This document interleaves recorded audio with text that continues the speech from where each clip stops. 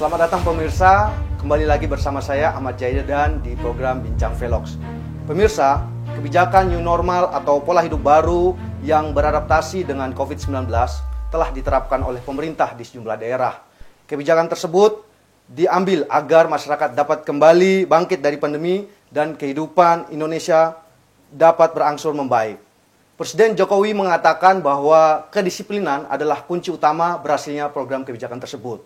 Lalu, sejauh mana efektivitas program kebijakan tersebut dari kacamata seorang pemerhati sosial dan bagaimana kedisiplinan masyarakat yang ada saat ini? Untuk membahasnya secara lebih mendalam, telah hadir di studio Bapak Ahmad Solehan. Selamat datang Pak Ahmad. Apa kabar? Alhamdulillah, baik Mas. Pak Ahmad, kalau dilihat dari tinjauan sejarah, apakah ada pandemi di masa lalu yang kejadiannya sama seperti COVID-19 ini?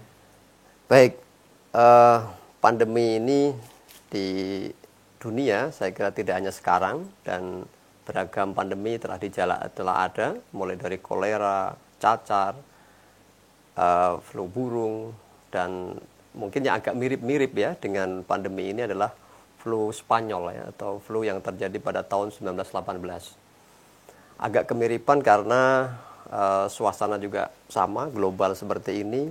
Lalu ya identifikasinya juga karena terjadi di Spanyol, ini terjadi di Cina. Lalu sebarannya juga besar. Lalu ya semua panik. Sekolah-sekolah ditutup, lembaga keagamaan dan kegiatan-kegiatan agamaan ditutup. Ya ada kegagapan, ada semacam ya dalam tanda kutip ya kegamangan. Kita lihat nih misalnya soal masker. Dulu masker itu yang penting buat yang sakit, yang indikasinya batuk, bersin. Ternyata sekarang semua harus pakai masker. Jadi ada kemiripan, tapi suasananya berbeda, Mas. Jadi kalau dulu flu itu terjadi pada tingkat masyarakat yang secara pendidikan tidak semapan sekarang. Wawasan kesehatan, wawasan pengetahuannya. Yang kedua, infrastruktur kesehatan dan tenaga medis saya kira lebih baik sekarang. Jadi saya kira ada kemiripan tapi dalam kontekstualisasi berbeda. Nah terakhir, di dulu itu secara teknologi informasi dan komunikasi tidak sebanding dengan keadaan sekarang yang semua bisa terkonsolidasi. Apa yang terjadi di dunia tidak lagi hitungan jam atau hitungan hari, detik ini bisa kita saling bertukar informasi. Jadi wabah ini saya kira secara global pandemi ini dunia relatif lebih siap dengan segala macam catatan kekurangan dan lain sebagainya. Karena itu bagi kita pandemi ini tidak perlu harus kita takut berlebihan. Yang penting kita ya berjalani dan yakin bahwa ini semata karena ujian dari Yang Maha Kuasa. Ya. Jadi dari situ kita bisa mengetahui bahwa sebenarnya pandemi ini kan ada sebelumnya ya dan sudah pernah terjadi. Tapi barangkali saat ini dengan kemajuan zaman kita lebih siap lah. Yang penting masyarakat yang penting sadar juga untuk menerapkan protokol kesehatan mungkin. Betul, Mas. Kemudian sepengamatan Anda lah, bagaimana Anda melihat kesiapan Indonesia saat ini menghadapi pandemi COVID-19? Iya, di antara negara yang terkena wabah pandemi ini, Indonesia termasuk yang relatif ya, mampu menangani dan mampu beradaptasi untuk menyesuaikan pandemi ini. Kita sadar bahwa secara infrastruktur kesehatan kita masih kalah dengan negara-negara Eropa seperti Italia, Amerika, Spanyol, dan yang lain-lain. Tapi hari ini data yang kita dapatkan, jumlah kasus juga tidak separah dengan negara-negara yang mapan itu. Juga penanganan dampak-dampak wabah itu juga saya kira hari ini kita boleh berbangga terhadap Indonesia dengan segala macam catatan dan kritikannya. Bahwa Indonesia mampu memilih ya jalan yang terbaik dengan tidak melockdown, tidak melakukan penutupan isolasi mandiri, yang itu bagi kita sangat positif. Jadi Indonesia meskipun tergopoh-gopoh dengan segala macam catatannya, relatif ya menurut kita berbagai macam upaya yang dilakukan negara ini, mulai dari dampak kesehatannya dengan persiapan-persiapan rumah sakit yang di temporer ya, yang memang disiapkan, tenaga medis, relawan yang dibuat sedemikian rupa dengan segala macam peraturannya, sampai kepada dampak sosial ekonomi. Jadi saya kira di antara doa-doa para orang-orang sepuh dan doa-doa para pendahulu kita ini termasuk terjaga lah gitu ya, terjaga dari wabah besar pandemi ini yang oleh dunia itu terjadi semacam kayak kekhawatiran. Nah, Indonesia mampu melewatinya dengan sampai saat ini ya, relatif Indonesia mampu melewatinya. Jadi secara garis besar kalau pandangan Bapak barangkali Indonesia sudah cukup siap lah menghadapi pandemi ini. Ya, cukup siap dengan kondisi infrastruktur kita, keadaan kita siap. Ya. Jadi kemudian barangkali kita nyambung dengan kebijakan yang ada saat ini kan sudah ada new normal di beberapa daerah. Bagaimana Bapak melihat sebaiknya masyarakat menyikapi kebijakan new normal yang ditetapkan oleh pemerintah saat ini? Ya, kebijakan ini saya kira tepat juga karena kita sadar pertama virus itu adalah ciptaan Allah ya, atau makhluk. Sebagai makhluk ya tentu mau kita apakan kalau memang itu sebagai pemberian sama yang kuasa, maka pilihan untuk new normal atau beradaptasi dengan kebiasaan baru bahwa ada virus yang bergentayangan, maka kita harus cerdas. Katakanlah virus ini sebagai campur tangan Tuhan untuk dunia, bahwa sesungguhnya kita semua ini adalah makhluknya. Kita semua ini adalah ciptaannya. Ketika dikasih uang namanya virus yang nggak terlihat ini, tiba-tiba kita kaget. Nggak ada siapa-siapa kita ini. Nah, karena ini campur tangan Tuhan, ya kita terima, tidak boleh panik. Yang paling pokok adalah kita mensikapinya dengan cara cerdas. Karena Tuhan memberikan teguran ini, sinyal ini, maka kita harus cerdas. Kita harus tetap kembali kepada Tuhan. Nah, dengan kembali kepada Tuhan apa? Kita tidak mengingkari atau takut atau semacam kayak menjadi Tuhan itu virus itu sendiri. Nah, kita kembali kepada Tuhan bahwa kita harus cerdas menyikapinya. Dengan apa? Dengan new normal itu. Kita nggak boleh kembali setelah masa-masa darurat, kita terus kembali kepada beribadah, kembali bersujud, tapi dengan cara new normal. Kita dengan pakai masker, dengan menyiapkan dengan pola hidup sehat, cuci tangan, dan ya semua protokol kesehatan kita jalankan untuk kecerdasan kita dalam berhadapan dengan ini. Karena kalau kita nanti keburu kepada panik, kepada suasana yang new normal, kita ini terbawa kepada suasana yang sesungguhnya menurunkan imunitas tubuh. Padahal penyakit itu paling besar potensi kena kepada mereka yang secara jiwa lemah. Nah, kepanikan semua itu membuat kita lemah. Karena itu new normal saya kira pilihan dan harus menjadi kayak gini. Kita ini kalau katakanlah pandemi ini berujung pada kematian, berujung kepada hilangnya nyawa, maka di antara potensi hilang nyawa juga ketika kita tidak mampu makan, kita tidak mampu memenuhi kebutuhan hidup dan seterusnya, maka harus seimbang dengan new normal. Ini akan mengembalikan pemulihan ekonomi, hak-hak masyarakat yang lain dan seterusnya. Ya. Jadi memang apapun cobaan yang datang kita harus cerdas menyikapinya. Betul. Dan memang tidak boleh panik, karena kalau panik ini nanti larinya kemana-mana kan. Betul. Kemudian ini kita kembali kepada new normal. Ini menarik karena di sejumlah daerah kan ada yang menerapkan, ada yang belum gitu kan. Ya, okay. Berdasarkan pengamatan Bapak selaku pemerhati sosial lah, untuk kebijakan new normal yang saat ini sudah berjalan seperti apa efektivitasnya? Ya, new normal ini satu ya syaratnya untuk bisa berjalan itu ada kedisiplinan dan kesadaran. Ya, kesadaran bersama. Semua komponen bangsa menyadari bahwa kita akan hidup dalam fase normal baru yang beradaptasi dengan hadirnya virus corona. Artinya semua masyarakat diajak mengetahui bahwa virus ini memang ada. Kadang-kadang kita ini lengah. Nah, khawatir kita new normal orang terbawa kelengahan itu. Nah, ini harus kita jadi kesadaran bersama. Yang kedua, harus ada keteladanan. Nah, ini kunci dalam kesuksesan program adalah keteladanan. Terutama keteladanan para pemimpin-pemimpin, terutama pemimpin negara, pemimpin pemerintahan, tokoh-tokoh, masyarakat. Sehingga kalau ada keteladanan dan kesadaran bersama ini, insya Allah akan sukses. Nah, di banyak tempat, saya kira Jakarta juga sudah memulai dengan normal baru. Dan kita lihat ya sebisa-bisanya kita lihat sekarang pemerintah juga berupaya untuk memberikan keteladanan. Yang paling pokok memang keteladanan ini, Mas. Kita ini seringkali dibawa oleh suasana yang tidak ditunjukkan oleh para pemimpin-pemimpin. Jadi kesuksesan harus dimulai dari keteladanan. Lalu ini menarik ini ketika kita berbicara tentang keteladanan.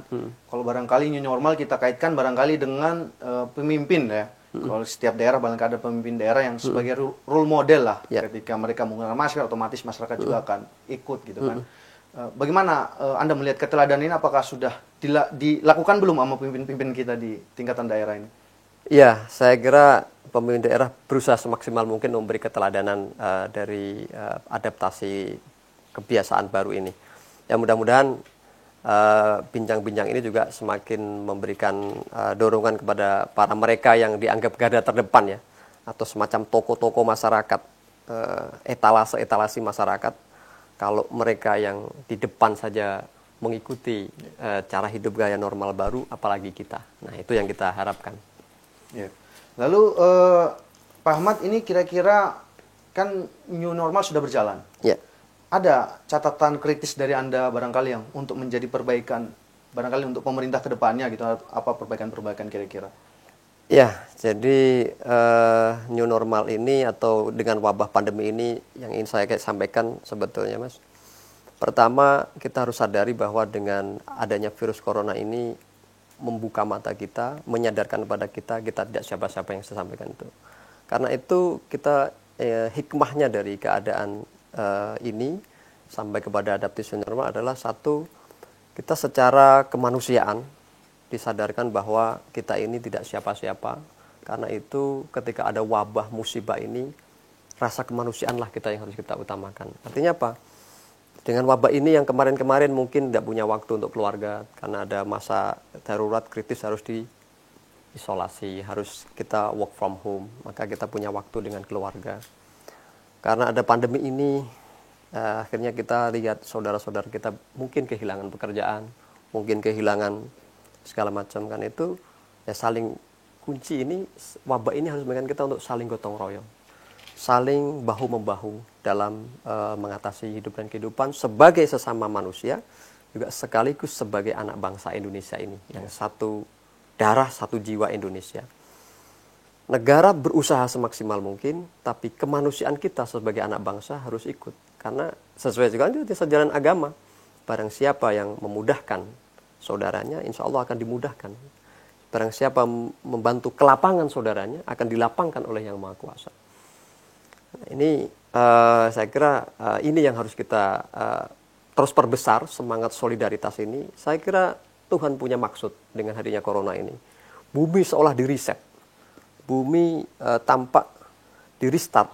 Yang kemarin-kemarin mesin-mesin sempat mati ya, atau mesin-mesin produksi mati.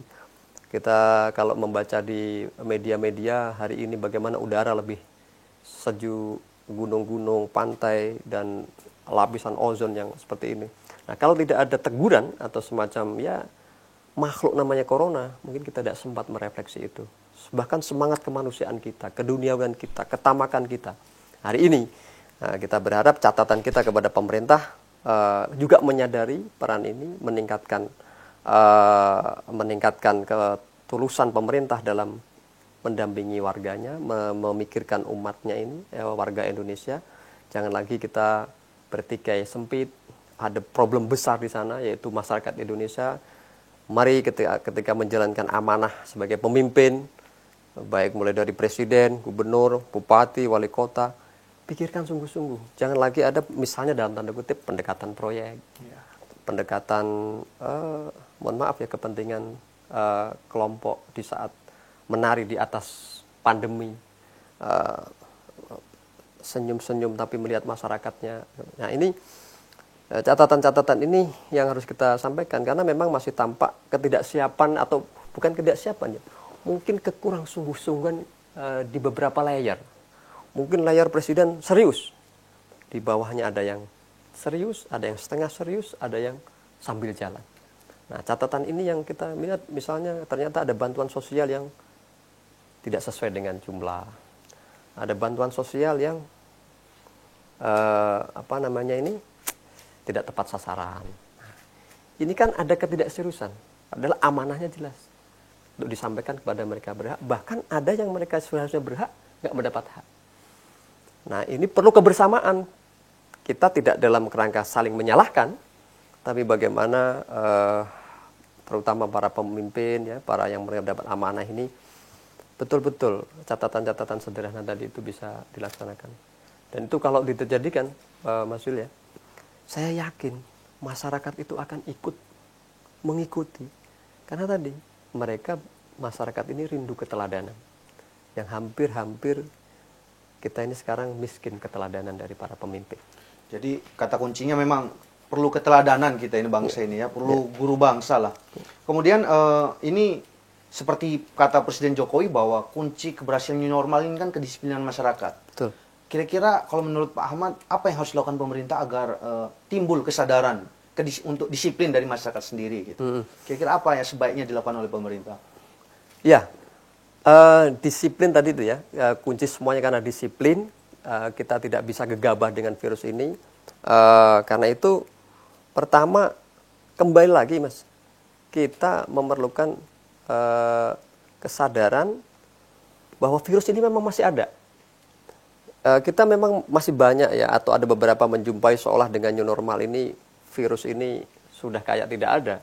Padahal di berbagai negara juga ada gelombang baru adanya wabah ini. Karena itu pemerintah tidak boleh berhenti, tidak boleh lengah, tidak boleh asal-asalan ini menerapkan new normal. Pastikan semua perangkat bekerja dengan baik, terutama sekali mereka-mereka yang di garda terdepan. Pemerintah kota itu mengambil peranan penting sampai memfungsikan dengan gugus-gugus tugas daerah itu.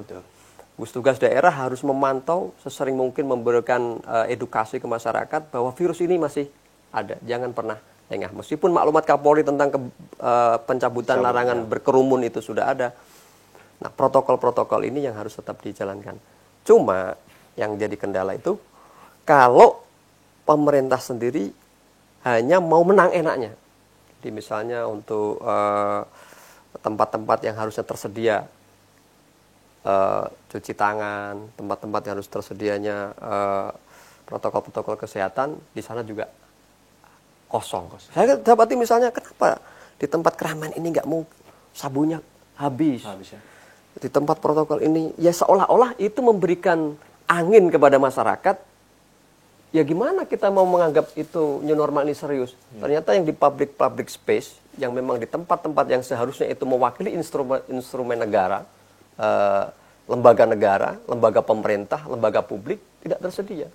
Baik itu di kelurahan, di layanan publik, di tempat-tempat pengurusan perizinan, dan lain-lain. Itu mutlak harus clear bahwa pemerintah hadir untuk mengadakan new normal itu. Jadi kalau tidak ada itu, ya mohon maaf. Kita butuh tadi keteladanan, butuh keseriusan, dan itu harus dilakukan yang terlihat, tidak sekedar slogan omong dan poster-poster, tapi memang wujud ada.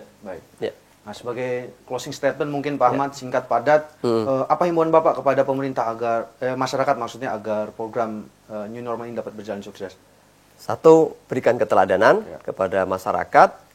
Yang kedua, berikan gambaran bahwa dengan new normal ini, kehidupan ini akan kembali kepada situasi yang lebih baik dengan putaran roda ekonomi, putaran sosial, putaran menjalankan keagamaan, dan seterusnya. Dan prasyarat untuk bisa seperti itu, mari sama-sama kita jaga dengan melakukan adaptasi kebiasaan baru atau new normal ini dengan sebaik-baiknya. Baik. Mungkin itu. Baik, terima kasih Pak Ahmad atas waktunya. Semoga perbincangan kita kali ini dapat bermanfaat bagi masyarakat. Sama-sama, terima kasih kembali. Pemirsa, new normal adalah solusi yang ditawarkan oleh pemerintah kepada masyarakat agar kehidupan dapat kembali beraktivitas dan ekonomi berangsur pulih. Tetapi kata kuncinya, masyarakat harus tetap disiplin untuk menerapkan protokol kesehatan. Demikian Bincang Vlogs kali ini, saya Ahmad Jaidan, sampai jumpa.